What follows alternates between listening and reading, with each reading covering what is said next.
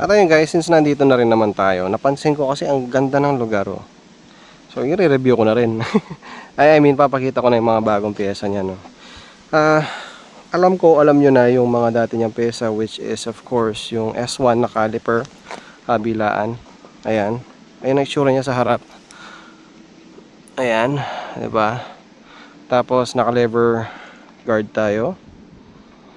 Tapos itong side mirror na napaka-cute. Hindi naman sobrang liit.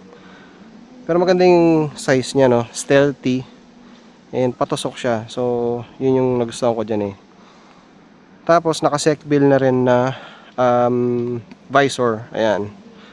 Meron mas maliit nito, naghahanap nga ako noon eh. Parang masyado akong nalalakihan dito, masyado siyang wide. Pero hindi naman siya pangit tignan, okay lang naman siya. Oo, nagpa short neck din pala tayo. Ayan guys, short neck na yan. And then naka-bend ng konti ang handlebars pababa. Konti lang, saktong sakto lang. Dito naman sa baba, same pa rin, R1. Tapos naka Yamaha tayo na big disc. And then Boom X na mag. So inisip ko kung papalitan ko yung mags na to na ano eh, Racing Boy eh.